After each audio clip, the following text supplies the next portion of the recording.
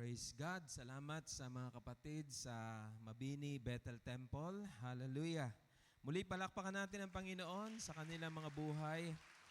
Pinapalago ng Panginoon ang Mabini Bethel Temple, daughter church ng iglesia na ito. At naalala ko lang, talagang si Ninong Pastor Tengson ay nagpastor po siya dito.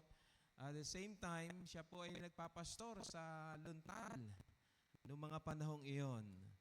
Bigla ko naalala, ang ating kalagayan ngayon, nagpapastor dito at nagpapastor sa Mabini Bethel Temple. Pero siyempre, katuwang natin ang ating mga kasamang manggagawang pastor at mga diakono. Hindi natin magagawa yan sa ating sarili lang, kundi dahil sa pagkakaisa ng mga lingkod ng Panginoon. Amen? Pag-pray natin ang gawain doon, pagka minsan-minsan, mahirap po tayo mag-fellowship lahat doon. Baka ang iba'y nasa Agbang dahil maliit lang ang lugar pero napakaganda. Minsan-minsan, pasyalan ninyo, tingnan ninyo, yung ating pong daughter church diyan po sa Mabini Bethel Temple. Napakaganda po ng ginagawa ng Diyos sa iglesia na ito. Amen po ba? At nakakatuwa yung mga kapatiran, mga kabataan, unti-unti yung mga sinasanay na magsusong lead, ay ngayon nagbaback up na. Yung mga nagbaback up, banda-banda ron, sila na ang magsusong lead at tutugtog dito sa gawain sa Mabini Bethel Temple. Hallelujah. Isang pinagpalang umaga po sa inyong lahat.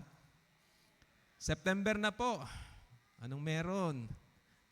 Merry Christmas. Bare months na, Napakabilis ng panahon. At maya-maya lamang ay matatapos na ang 2025. At sa huling araw na ito, tayo po ay patuloy na maging masigasig sa ating paglilingkod sa ating Panginoong Diyos. Dadalhin ko ang salita ng Panginoon at napakaganda ng mensahe po ngayon tungkol sa mabuting pangalan o malaking kayamanan. Mabuting pangalan o malaking kayamanan. Kung kayo po ay mayroong Biblia, buksan po ninyo dito sa Proverbs. Sa Kawikaan, tayo po tumayo. Basahin po natin ng sabay-sabay itong Proverbs 22 verses 1 to 4. Kawikaan, chapter 22, verses 1 to 4. Proverbs o Kawikaan. Sulat po ito ni Solomon. Nakita na po ba ninyo? Basahin po natin ng sabay-sabay. 1, 2, 3, begin. Mas mabuting piliin ang malinis na pangalan kaysa pilak o ginto o anumang kayamanan. Kay Yahweh ay pareho ang mayamat mahirap pagkat siya ang may lalang sa kanilang lahat. Kung may dumarating na panganib, ang matalino'y nag-iingat, ngunit di ito pansin ng mangmang, kaya siya'y napapahamak. Ang paggalang at pagsunod kay Yahweh at ang kapakumbabaan ay nagbubunga ng iyaman, buhay at karangalan. Tayo manalangin. Lord, maraming salamat po sa umaga na ito, sa pagpapahayag ng iyong mga salita. Lord, pagpalain po ninyo ito, Panginoon, sa aming pong mga buhay at malakaran po namin. Mahayag ang inyong kalooban sa pagbabahagi ng iyong mga salita. Ito pong aming dalangin sa pangalan ni Jesus. Amen at amen. Kayo po'y makakaupo na.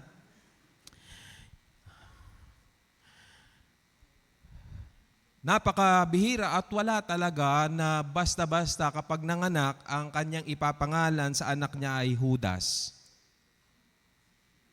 Tama po ba? Bakit kaya ho? Kasi po napakapangit ng reputasyon na nangyari sa panahon ng ating Panginoong Jesus. Si Jesus ay ipinagkanulo ni Judas sa 30 pirasong pilak. Ng halaga nga lamang po nun ay sa pag-aaral ay 4 na buwang sweldo lamang ng isang manggagawa. Napaka-negatibo po ito sa ekspresyon ng mga Pilipino hayaan po ninyo na gamitin ko na madalas o minsan ay naririnig kapag ka nag-aaway ang mag-asawa, hindi naman yun ang kanyang pangalan, sasabihin, lumayas kang Judas ka. Tama ho ma? Hindi naman binabanggit yung pangalan Pinapalit ho ay ang pangalang Judas. Positive ba yun? Aba hindi, negatibo yun. O kaya naman kapag ka talagang grabe ang ginawa, napaka-Judas nito. Ibig sabihin, yung isa talagang disappointed, ito naman ay dinidescribe na napakasama. O kaya naman ay inilalakip doon ang expression kapag sinabi, alam mo gang ikaw ay hinudas. Ibig sabihin ay niloko. Gamit pa rin ang pangalang Judas. Napaka-negatibo. Bakit? Hindi naging mabuti ang kaniyang pangalan. Yung pangalang Judas.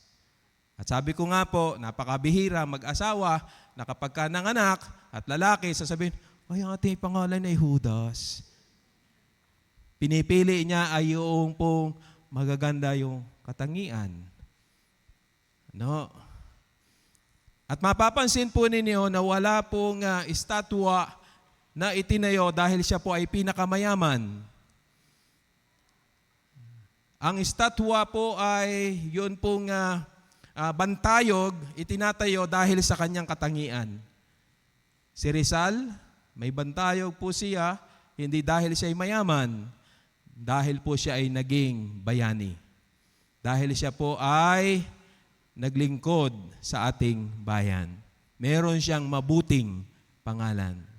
Kamakailan lamang, hindi naman po lingid sa atin ang issue sa ating kapanahunan na meron pong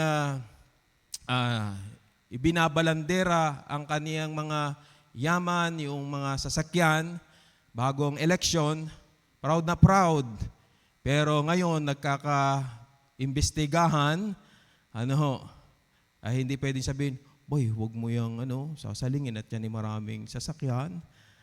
At yan ay may sasakyang may payong.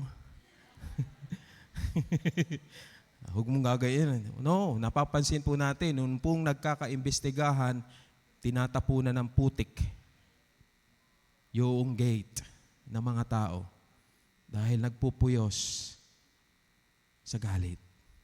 Isipin nga naman ninyo kung yun po ay totoo kasi yan po ay inimbestigahan pa. Kung yun po ay totoo, napakasakit sa mga Pilipino dahil yung pong project na ginawa ay galing sa utang. Inutang, tapos kinurap, sabi nga, tapos babayaran ng bawat Pilipino. Sakit pero yan po ang katotohanan. Kaya naman, kapag may ganyan pong mga issue, nakakalungkot sa mga tao, mas pinili pa ang malaking kayamanan kaysa mabuting pangalan, kung yun po ay totoo. Napakahalaga ng ating pangalan. Sabi mo nga sa iyong katabi, mahalagang ating pangalan. Mahalaga po. Yan po ang deklarasyon ng salita ng Diyos. Mas mabuting piliin natin ang malinis na pangalan. Meron pong mga tukso para po masira ang pangalan. Naalala po ba ninyo ang ating Panginoong Hesus na siya po ay dinala sa mataas na lugar? Tinutukso siya ng kaaway ni Satanas, ipinakita, sabi niya, nakikita mo ang mga kahariang yan at lahat ng karangyaan yan? Nakikita mo ba yan? Ibibigay ko yan sa iyo. Ibibigay ko yan sa iyo. Sumamba ka lang sa akin, ikala'y lumuhod. Napakaganda ng offer, pero may paglabag. Hindi kalooban ng Diyos, sapagkat hindi po siya ang luluhod. Lahat ng tuhod ay luluhod sa Kanya, pero hindi po si Jesus ang luluhod kay Satanas. Amen po. Akala po ni Satanas, ipagpapalit ng ating Panginoon Jesus ang Kanyang mabuting pangalan. Anong ginawa ng ating Panginoon? Pinalaya siya, lumayas ka, Satanas, sapagkat Diyos lamang ang sasambahin. So marami po pwedeng i-offer sa iyo. Pwede po tuksuhin ka, bigyan ka ng malaking kayamanan. Pero kung ito po ang sisira sa iyong pangalan, mas piliin natin ang sundin ang kalooban ng Diyos. Amen po? Si Solomon po, nabuhay po siya na pinakamayaman sa kanyang kapanahunan. Siya po ay pinayaman ng Diyos. Talagang ang Panginoon po ay nalugod sa kanyang desire. Nang siya po ay nananalangin, hindi niya pinanalangin na mamatay o yung kanyang mga kaaway. Hindi siya nanalangin ng maraming kayamanan. Ang kanyang ipinanalangin ay wisdom, karunungan. At dahil po sa karunungan, nalugod ang Panginoon sa kanyang hiniling, siya po ay pinayaman ng ating Panginoon. Ito po, no? Hayag naman po ang sabi ng Biblia. Kahit po si Job, inamin niya ang Diyos ang kumukuha, ang Diyos ang nagbibigay. Ang Diyos ang nagbibigay, ang Diyos ang kumukuha. Lahat ng meron tayo, galing sa Panginoon. Amen po ba? Lahat ng meron tayo, galing sa Panginoon. Mga pawang ipinagkatiwala lamang sa atin. Kaya nga po itong mga bagay na ito, itong po mga kayamanang ito, isinasalin po ito Hindi po ito permanente sa atin Isinasalin po kahit gaano yung karami, pagdating ng araw, babalik po tayo sa dumating na walang dala, aalis po tayo na walang dala. Bagamat meron po ako nakita na naglilibing, sabi niya, naku, paborito daw yung relo, di nilagay sa kabao. Yung pinakapaboritong damit, yun ang ibinihes. Yung alahas, ibinigay din. Meron pa nga nakita, pati sasakyan, isinama sa libingan. Aba, ayun kayo makakapag-drive pa. Ayun ka naman ay makakapag-uras pa. Wala na, naiwan na yun doon. Hindi yun madadala. Lahat ng yun ay mga pawang pansamantala sa isang taong namatay na. Si Solomon, hindi po siya na-rescue. Yung kanyang pangalan, di na-rescue ng kanyang mga kayamanan. Bakit po? Sapagkat alam natin ito pong si Solomon, siya po ay lumayo sa Panginoon. Nasira po ang kaniyang pangalan. Pero sabi ko nga po, hindi na-rescue siya ng kaniyang kayamanan. Bigyan ko kayo ng estimate ng kayamanan ni Solomon. Mamamangha po kayo. Sabi doon sa salita ng Diyos, taon-taon ang ginto ni Solomon, taon-taon po ito, ang dumarating na ginto sa kanya ay 23,310 kilos. Ang per gram po ngayon, 5,000 plus. Nung nakaraan lamang ay 4,100 per gram. Kung kayo po'y may ginto, yan po, banda-banda ron, mamahal po yan. Amen? Lahat ng maraming ginto, magsabi na amen. Kaya minsan nagkakabiruan kapag, ikaw may hepa. Ay, paano? Ang tanong, sabi ng Pilipino, bakit may hepa? Dahil puro din Tapos din Tapos ang relo, puro hikaw, lahat. Daming ginto. Wow, taon-taon ito. Kaya kwinenta ko, kasi 1,000 grams, 1 kilo. Tama gaho? Tama? Rin 23,310 kilos, pumapata kung 4,100 per gram lang Ito po'y mababa na. Kasi ang alam ko ngayon, 5,000 na ang per gramo ng ginto. Umaabot po ito sa 95 billion 571 million Taon-taon, dumarating ay 95 billion. Oh. Kaya pag ang ubusin, ay kapag ka gumasal, baway, ako'y bumili ng ng Ferrari.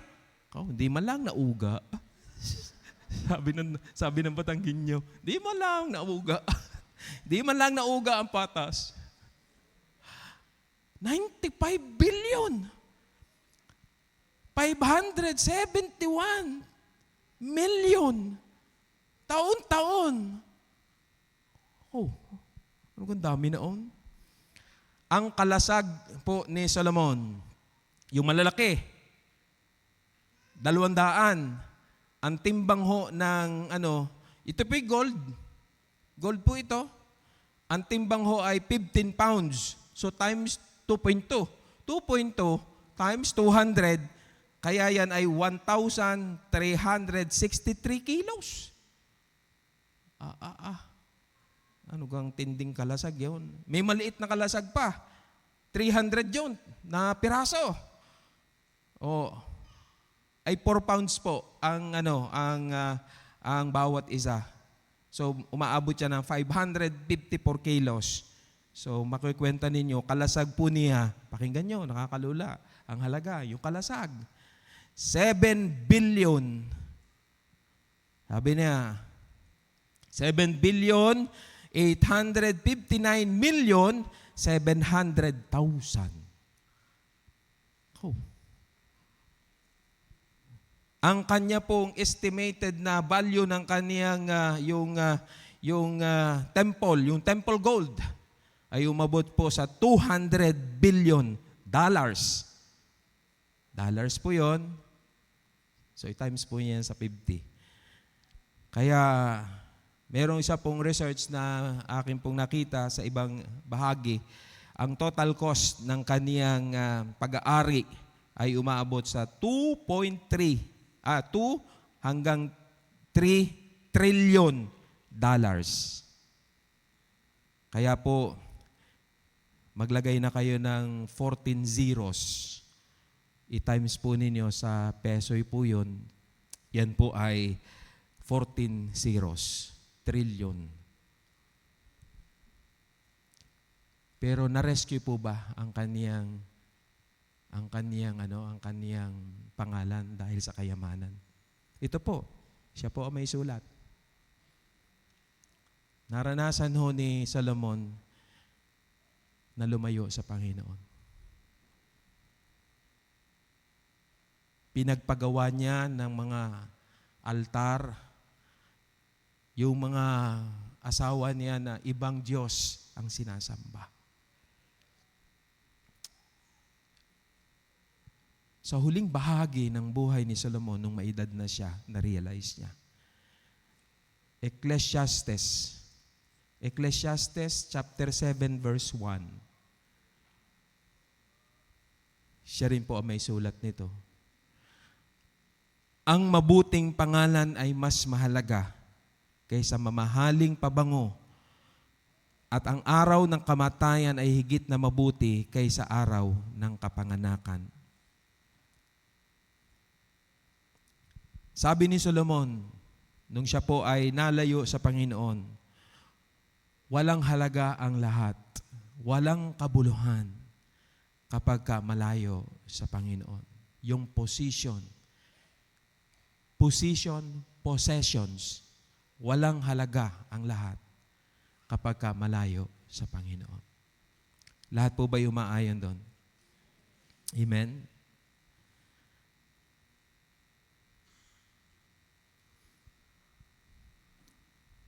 Meron pa nga akong nabasa sa jeep. Sa jeep lang nakita ko. God knows who does not pay. yung Judas, yung hindi po WHO. Ang nakalagay po ay pangalan mismo ni Judas. Ang nakalagay, God knows who does not pay. Sabi ko, naisip ng mga driver na ito. Yun para makonsensya. According to Paul, sa Ephesians 4:28, tatlong pamamaraan para makuha yung wealth. Ano ho? Una, para magkaroon ng kayamanan. Tatlong paraan po ito. Ayon kay Pablo, una, pagnanakaw. Right? Nakukuha niya yung wealth sa pamamagitan ng pagnanakaw. At ang prinsipyo ng magnanakaw ito, ang akin ay akin, ang iyo ay akin din. Yun. Yan ang prinsipyo ng magnanakaw. Pangalawa, pagtatrabaho, earning. Nagtatrabaho ka para ikaw ay magkaroon ng kayamanan. Kaya sa mga nagtatrabaho, mahalaga sa kanila ang kinsenas at katapusan. Hindi lamang yon. Pangatlo po, tayo po ay nagkakaroon ng kayamanan sa pamamagitan ng inheritance. Regalo. Kayo gahoy na pamanahan. Upo naman. Gaano kadaming lupa? Gaano kadaming ginto? Kaya minsan halimbawa, hindi mo na malayan, namatay ang magulang, ba, may nakatago pala ng mga ginto.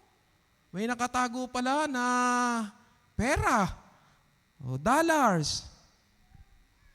Meron ba kayong karanasan gayon? Hindi mo binayaran yon. Yun po ay gift. Kaya yung pong mana, gift po yun. Amen? Isa ka naman nakakita ng mana binabayaran mo sa iyo. Ito pinamamana ko pero babayaran mo ha. Hindi po, yan po ay pamamaraan para po tayo magkaroon ng kayamanan.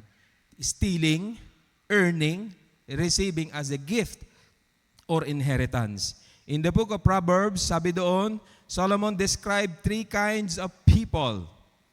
Magnanakaw, manggagawa, at mahihirap na kailangan ng tulong. Magnanakaw, manggagawa, at mahihirap na kailangan ng tulong. Sa pagiging gahaman ng mga tao, sabi ng Panginoon, huwag niyong patutubuan ang mahihirap. Bawal patubuan yung mahihirap. Kasi po, pag pinatubuan ang mga mahihirap, ano mangyayari? Lalong maghihirap. Kaya ang garantiya ng ating Panginoon, kapag tinulungan mo ang mahirap at hindi siya nakabayad, ang sabi ng salita ng Diyos, siya magbabayad. Purihin ang Diyos. Amen? At paalala naman daw sa mahirap, huwag daw maging sinungaling at gamitin ang kahirapan. Kasi pagka nangutang ang mahirap, bibigyan kita sa katapusan. Sa katapusan. Dumating ang katapusan. Wala. Yung pala'y katapusan ng mundo. Una, paalala po sa atin, sabi, huwag magmadali na yumaman. Kawikaan 28:22. Tingnan po ninyo. Kawikaan 28:22. Kawikaan 28:22. At po ang sabi, ang kuripot ay nagmamadaling yumaman. Iba po ang matipid, iba po yung kuripot. Ayaw kong sabihin dito, lahat ng kuripot magsabi ni Amen.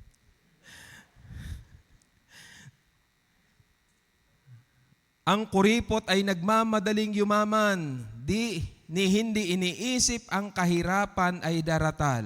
Yun po ang sabi. Huwag magmadaling yumaman. Kasi nga, nagiging kuripot. Sabi doon sa chapter 1 verses 10 to 9, ang nagmamadaling yumaman yun, naisipan niya magnakaw. Madaling paraan para po makakuha ng pera. Nandaraya. Chapter 13 verse 11. Chapter 21 verse 6. 11:1. Ang Panginoon po ay laban sa pandaraya. Kahit po yung mga weighing scale, minsan po kami po nung kami kabataan pa, ay kami ay nasa palengke, bumili kami ng tambakol. sabi ko, parang kagaan na rin. Parang ari ay kulang sa kilaw. Nakaw ay nung nakilo ko nga doon sa tamang timbangan, ay kulang. Pandaraya po yun. Ngayon po ay usong-uso, marami po mga scammer.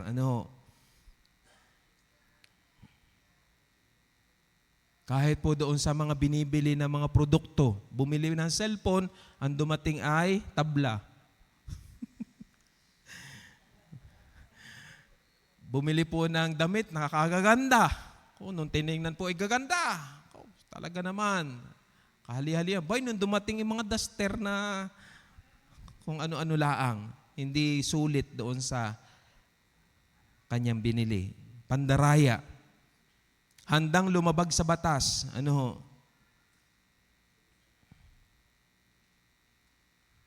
Sabi ni Worsby, there are no free lunches. Anong ibig sabihin niya? Anong ibig sabihin ni Worsby? You can take what you want from life, but eventually, you pay for it. Walang libreng tanghalian. Ito po ay pinagbabayaran. Nakakaisip na mangidnap, yung mga nahingi ng ransom. Kaya nga sabi ng 13:8, pagdating sa kidnapping at kukuha ng ransom, hindi man lang nag-aalala diyan ng mahirap. Ay, saan ka naman nakakita na kikidnapin ng mahirap? Ay, di masarap ang tulog niya. Pero mayayaman, naku, baka pa-security aring aking anak. Dapat iba-iba ang sasakyan at para hindi ma-detect kung saan siya sumasakay. Para proven, tingnan ho ninyo, basahin ko po sa inyo, chapter 13, verse 8, na talagang kampante ang mahirap sa mga kidnapper. Sabi, para po sa ransom. Sabi dito, 13:8, ang yaman ng isang tao ay pantubos sa kanyang buhay. Ngunit sa isang mahirap, ano sabi? Ngunit sa isang mahirap, ito ay hindi nakakabahala. Tingnan nyo?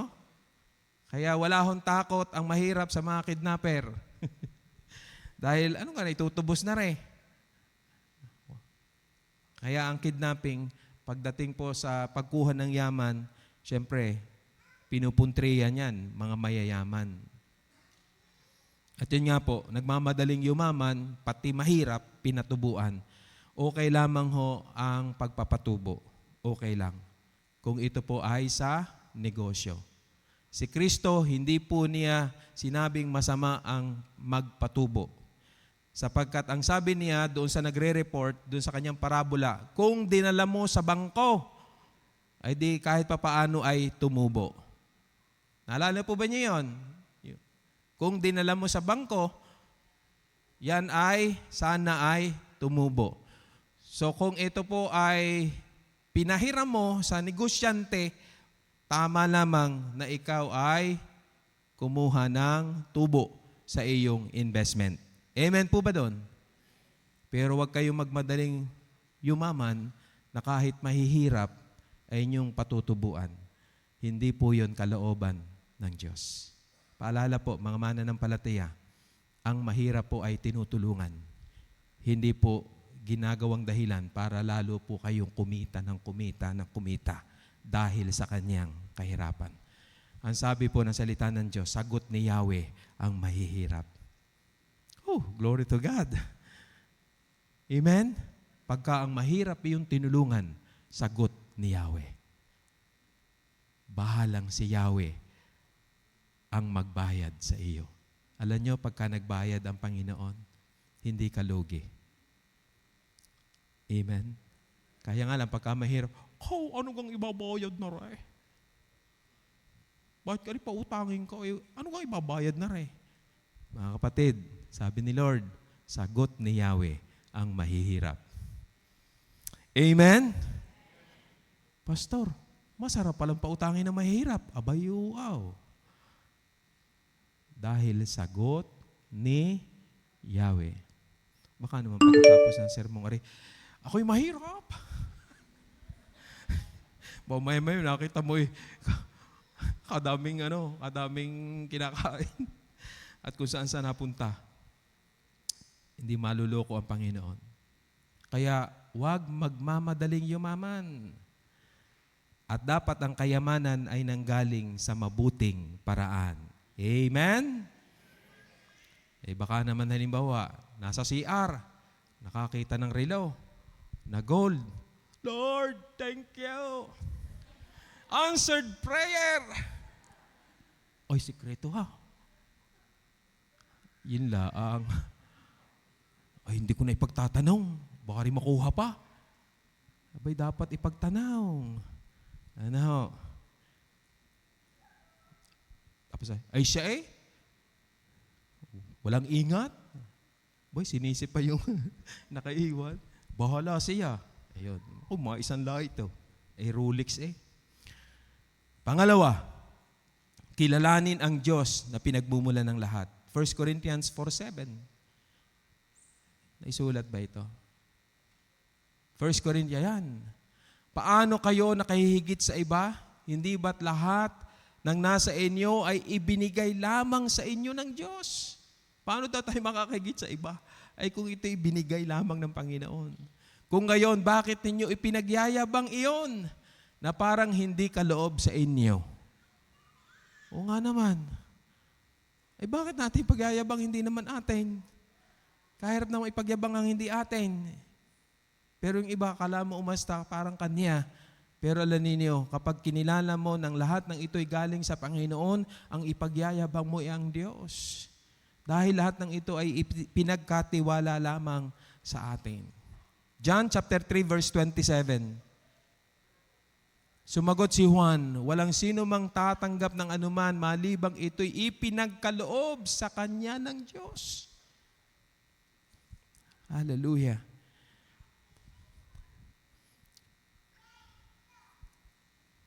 Nakita niyo sa isang iglap si Job. Mayaman siya sa isang iglap, naging mahirap. Nawala lahat. Pero sa huli, pinasagana siya ng Panginoon, dinoble ng Panginoon ang kanyang ari-arian. Lahat ng iyon ay galing sa Panginoon. Lahat ay dahil sa Panginoon.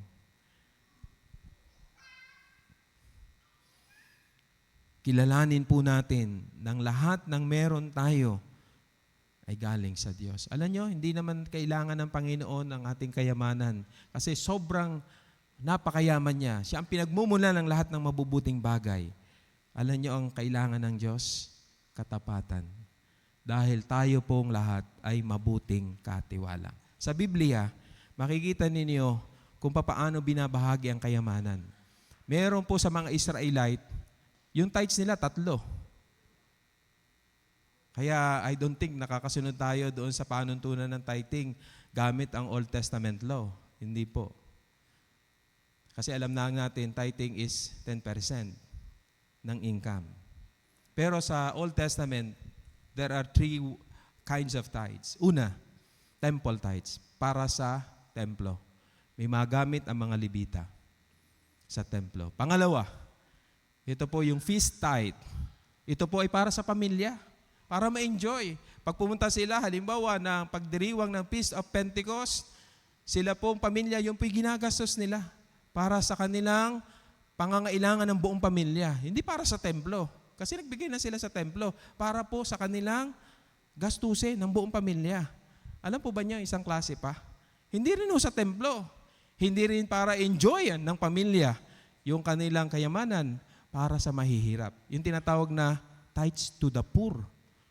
Kaya may binibigay din para sa mga mahihirap, mayroong pag-enjoy sa pamilya at mayroon din para sa templo. Ganun po.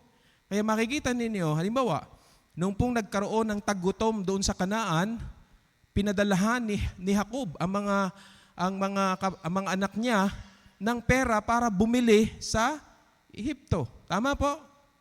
So yung ating pong kayamanan, ginagamit natin para mabili natin ang ating mga pangangailangan. O anak, anong gusto niyong pang-ulam? Tinatanong ho ba ninyo, mga magulang inyong anak? O nagugulat na lamang ang mga anak na sa, isda na naman.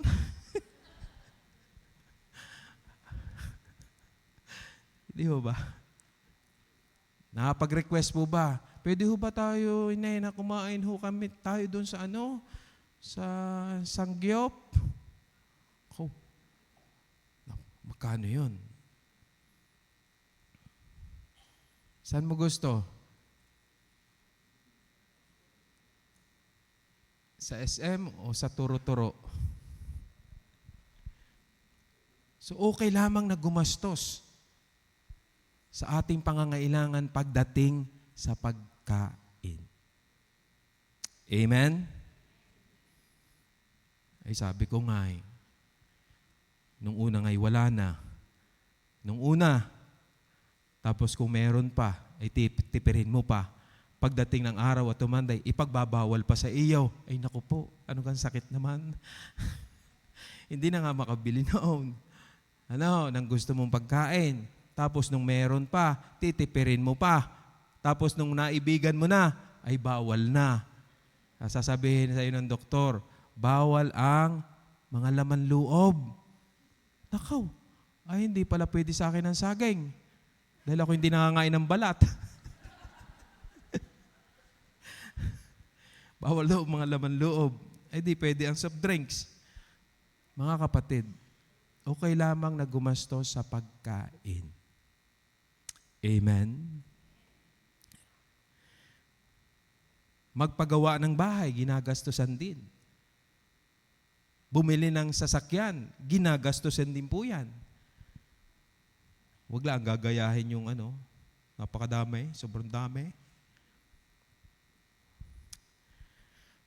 From 1993, praise God, nagkaroon po ako kami ng sasakyan, nung kami mag-asawa na. Alam yan ni Brother Jojo, nung pong ipinarada ko diyan yung aking pulang kotse, hindi nyo alam yan, yung ibang, sabi ko, Brother Jojo, Brother Jojo, nasaan ka? Nariyan ka? Luluto. Isa, ikwento na lang sa kanya na, Brother Jojo, magkano kaya aray sa palagay mo, aring aking coaching aray, nabili? Sabi ka ni Brother Jojo, yung ganyan nakuha niyo na 65. Ha? Ay, yung bili ko dyan ay 85.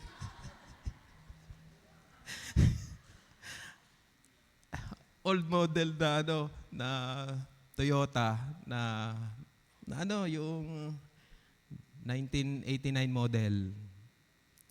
1989 model. Tinanong ko kay Brother Jojo, magkano gas halaga sa palagay mo? Siguro okay na ho dyan ng 65. Pambira. Nabili ko yun ng 85. At malaking bahagi doon ay inutang ko sa aking kapatid.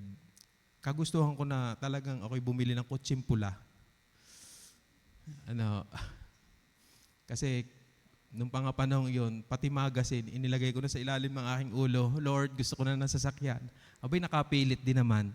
At nung po yan ay pinaandar, tandang-tanda ko Yun po ay ginamit papunta ng Villa Marines. Parang may gawain dun basta. Nako, ay tirik agad. Sabi kaya rin kunin mo na. Ayaw ko ng karne. 85 are, ako'y sakit ng ulo, inutang ko pa. Ay kunin na are. Ay nung aking ipinagbili, aking inayos. Talagang ang aking pong balat nun ay nangitim dahil aking pinipintahan, nilagyan ko na tinint, pinalitan ko yung mga dapat palitan. Ibig sabihin ako po yung nag-invest na doon, mga 5,000. So naging 90,000 yon. Aba, akala ko pag pinagbili ako tutubo pa. Ay isang buwan na. Ay nung mabili, 80. Lugi pa ako na 10. Sabi ko, po, sakit ng ulo pala ito. Ayun, sumunod na ho doon ay hindi na ako umulit. Pagkakadala, bike na lang ho. Ako'y naka-4 na bike na. Naipagbili ko na yung 3, may isa pa ako natitira. At baka banda-banda rin may pagbili ko na din. Praise God. Sa mga pag-aaring yan, yan po ang pwede kong ibalahandra sa inyo. Yan po, ay open. Wala hong ghost project. Hallelujah. Dito po sa church, wala hong ghost project. Purihin ang Diyos.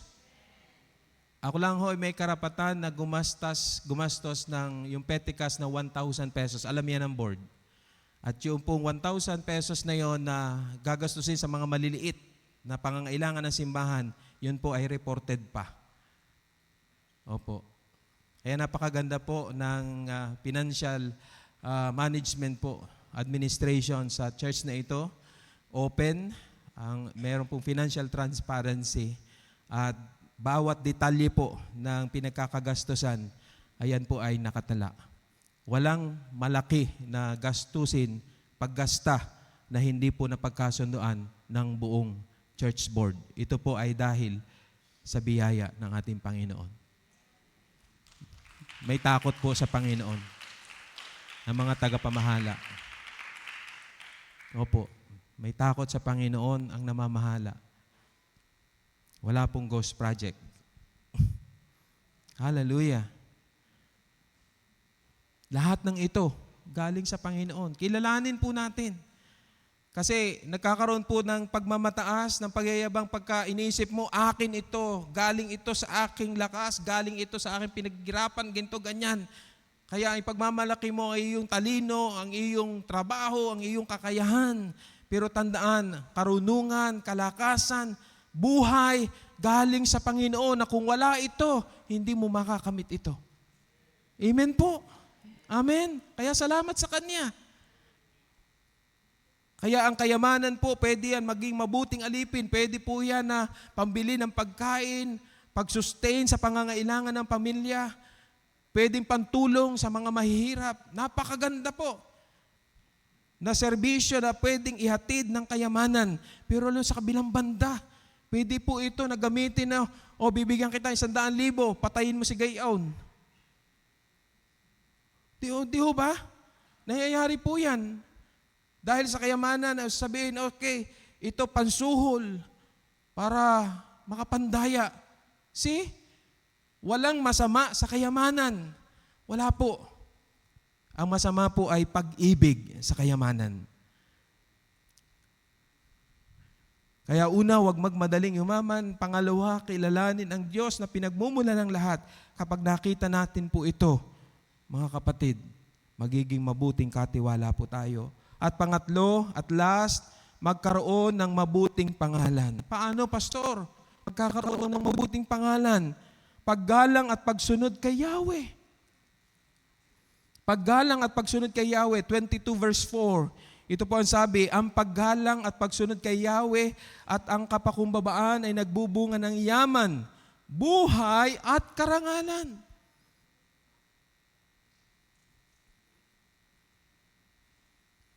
Kapag gumalang ka sa Panginoon, pag sumunod ka sa Panginoon, ang hatid nito ay karangalan sa iyong buhay. Hallelujah. Paano magkakaroon ng mabuting pangalan? Kapakumbabaan.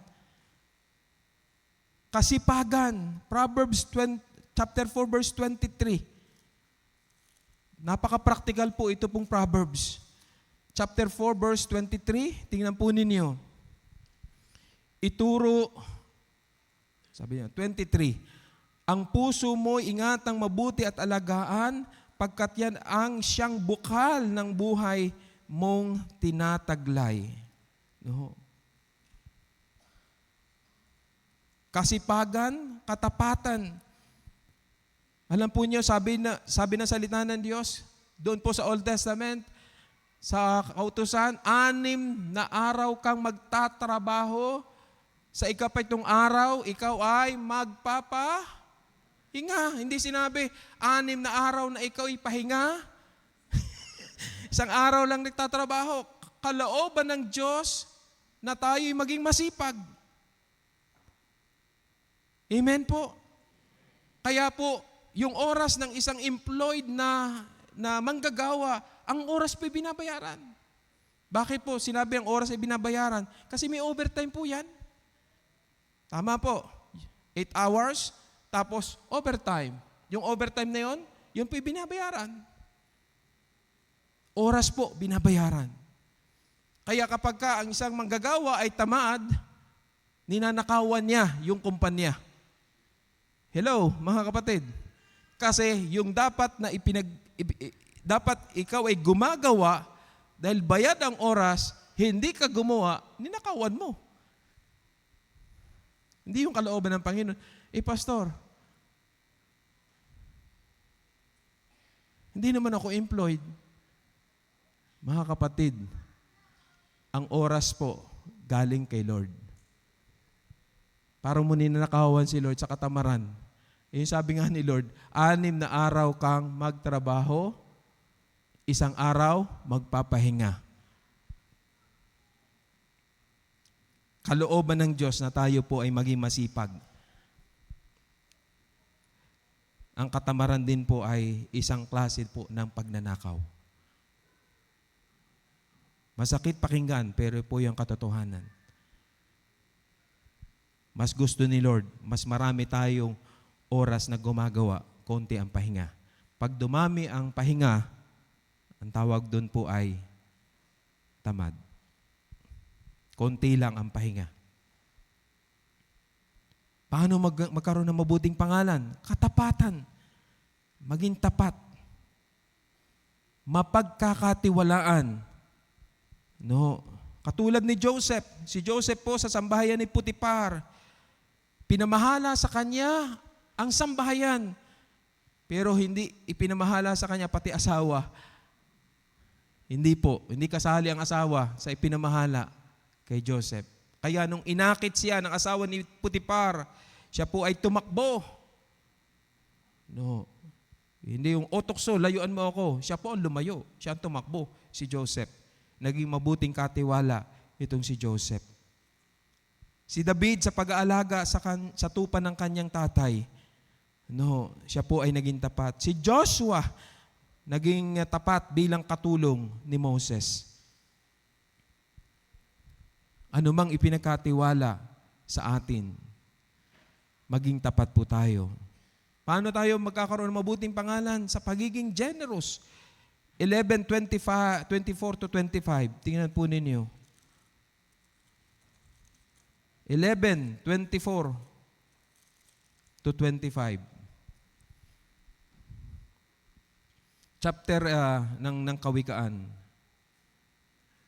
Ang taong mapagbigay ay lalong yumayaman, ngunit naghihirap ang tikom ang mga kamay. Ang taong matulungin, sasagana ang pamumuhay, at ang marunong tumulong ay tiyak na tutulungan. Amen? Napakaganda na kapag ka nabanggit ang pangalan, ikaw bait ganaon. Ikaw matulungin ganun taong yaon. Ay pagka nabanggit ang pangalan, nakaw! Ikaw kuripot naman. So, pagiging generous. Seek God first. Paano magkaroon mabuting pangalan? Unahin ng Diyos. Tungkol po sa pangangailangan, yung pong Matthew chapter 6, na sinabi po doon sa seek ye first the kingdom of God and all these things. Ano ito? Yung all these things na yon. Pagkain, inumin, damit. Unahin mo ang Panginoon, higit sa mga ito, at lahat ng mga bagay ipawang idaragdag sa inyo.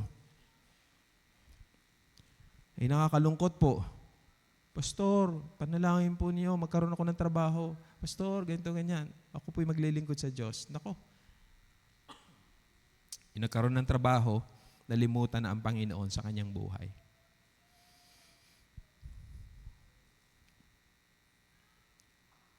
He trusts God more than his wealth.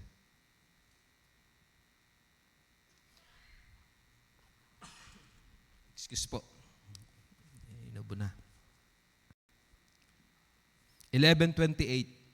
Sabi po, malalantang tila dahon ang nagtitiwala sa kanyang yaman. Ngunit ang matuwid ay giginhawa tulad ng sariwang halaman. Napakaliwanag po.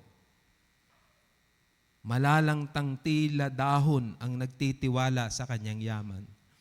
Ngunit ang matuwid ay giginhawa tulad ng sariwang laman. Thank you, Pibong.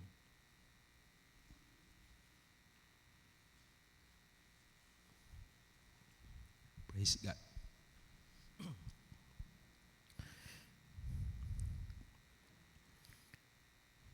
Last but not the least, walang halaga po ang yaman sa panahon ng paghuhukom.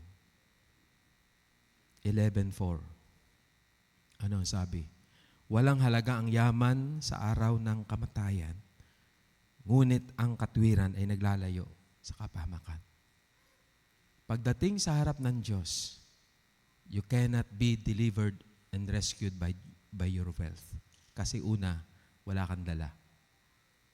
Hello? Amen po ba? Wala kang dala. Ang dala mo, pangalan mo.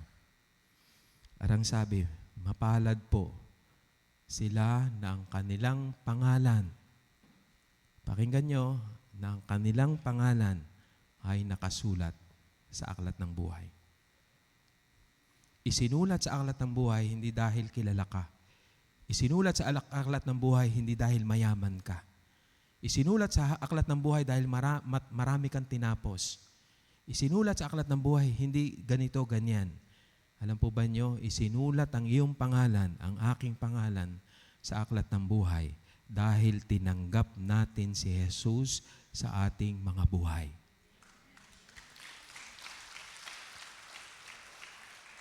At pakinggan po ninyo ito.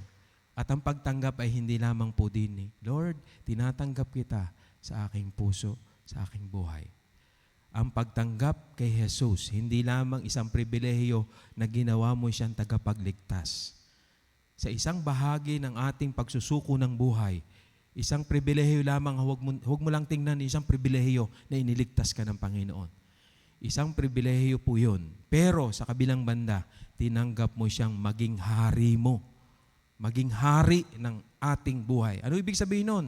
May takot ka sa Kanya. Susunod ka sa Kanyang banal na kalooban. At dahil doon, lalakad ka na merong mabuting pangalan. Hindi po ang mabuting pangalan na nakapagliligtas. Ang mabuting pangalan ay resulta, bunga ng buhay na isinuko sa ating Panginoong Hesukristo. Amen po? Amen. Walang saysay ang kayamanan sa panahon ng kamatayan. Maging sa harap ng paghuhukom. Walang saysay po. Kaya nakita po sa Great White Throne Judgment, nakatayo, naroon ang mga aba, naroon din po yung mga matataas ang posisyon, naroon ang mayayaman, naroon ang mahihirap, na walang Kristo sa buhay. Alipin, laya, mayayaman, kilala, hindi. Nakatayo po sila sa Great White Throne. Dahil ang kaligtasan ay nasa ating Panginoong Hesukristo. Kaya sa buhay na ito, mga kapatid, huwag po tayong padaya sa kaaway. Huwag nating ipagpalit ang mabuting pangalan natin dahil lamang sa tukso ng kayamanan. Huwag po, sapagkat mas maigi ang mabuting pangalan kaysa kayamanan. Ang sabi ng Ecclesiastes, mas mabuti po ang mabuting pangalan kaysa pabango. Ang pabango po, hanggang dito mo layang maaamoy. Wala po ako nakitang pabango na kapag iwinisik ko ngayon, dine, ay amoy ninyo hanggang Batangas City. Kabangaw ng pabango ni Pastor, abot dine ay.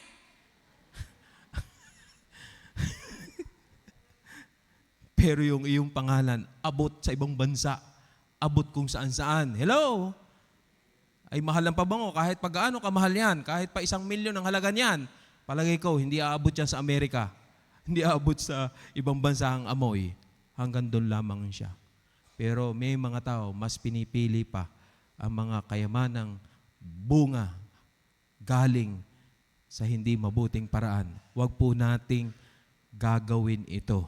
Napakahalaga ng mabuting pangalan, especially ng mga mananampalataya. At ang huli kong challenge, mga kapatid, hindi lamang ikaw ang mapupulaan kung ikay mananampalataya. Pakinggan nyo, hindi lamang pangalan mo ang mapupulaan kung ikay mananampalataya. nadadamay po pati simbahan. Ay, gayang ga ang mga taga-Christ. Ganyan ga ang mga taga-O Diyos. Gayang ga ang mga taga-Watamay. Ay kasi po, sa ibang simbahan, O what a mighty God we serve. Ay di, ang tawag ko doon sa mga mananampalataya doon, mga taga-Watamay. Ano ho? Kapag ka naman na, O Diyos, nagpupuri sa iyo habang buhay. Then tawag naman sa mga mananampalataya, yan, ang mga taga-O Diyos. Ay kaya dito ho sa atin, ay sikat ho tayo, yan, ang mga taga-Christ. Kasi nakalagay ho sa harap, Christ is the answer. Kapag ka gumawa na hindi maganda, ay di sasabihin, hindi lamang ikaw ang pulaan, simbahan. Gayang mga taga-Christ, nadamay tuloy ang lahat ng taga-Christ. Eh pangalawa pang nadadamay, pati akong walang ginagawang masama, sabi, gayang tinuturo ng pastor. Oh, ay hindi man ako nagturo ng ganyan. Bigla ako nadamay doon. Ay kung gayon daw ang tinuturo ng pastor, see? Ay di, lawak-lawakan pa natin. Akala mo gay dito lang. Akala mo gay dito lang. Sa atin, hindi. Ito mas malawak na epekto. Gayang ang born again. Nakaw. Ay, kasama na pati yung mga nasa langit na namatay. Kasama na yung mga born again sa ibang mga pananampalataya. Kasi, ang born again, basta tumanggap sa Panginoon, kumilala sa Panginoon, kahit na anong denomination mo, ay born again. Isipin mo, ikaw lang gumawa ng kabulastugan o ako ang gumawa ng kabulastugan, nadamay na ang lahat. Hello? Pangalan mo lang yon. Kaya nung gagawin natin, mga mananampalataya, ingat po tayo. Ang sabi ng Lord, let your light shine before men. Pag nagliwanag ka sa harap ng mga tao, ibig sabihin, meron kang mabuting pangalan. Huwag patukso dahil lamang sa kaunting kayamanan. Maging tapat ho tayo sa maliit na bagay, pagtiwalaan kayo sa malaking bagay. Maging tapat po tayo. At ang yaman ay dahil sa mabuting paraan. Ang Diyos malulugod sa ating mga buhay. Tayo po'y tumayo. Hallelujah. Piliin po natin ang mabuting pangalan. Makapangyarihang Diyos, aming Ama, salamat, Panginoon, sa katotohanan ng iyong mga salita, sa karunungang hatid, Panginoon. Tulungan kami, Panginoon, na lakaran, na sumunod sa iyong kalooban upang kami magkaroon ng mabuting pangalan. Maghari kayo, Panginoon. Tunay, Panginoon, na ang bawat isa ay palakasin na maging tapat na mabuting katiwala sa lahat ng mga ipinagkakaloob mo sa amin. Kinikilala po namin na kayo ang pinagmumulan ng lahat ng mabuting bagay. At kung anumang meron kami, Panginoon, nais naming ipagpasalamat sa inyo. Nais naming ibalik sa iyo ang mataas na kapurihan at ng kaluwalhatian. At sa pamamagitan ng kayamanang ipinagkatiwala mong ito, Lord, dalangin ko, gamitin maging daluyan ang pagpapala sa kanilang sambahayan, sa mga nangangailangan, maging dito sa inyong iglesia, at sa iba pa na mga mararangal na pagkakagastusan. Purihin ka, Panginoon, dakilain ka.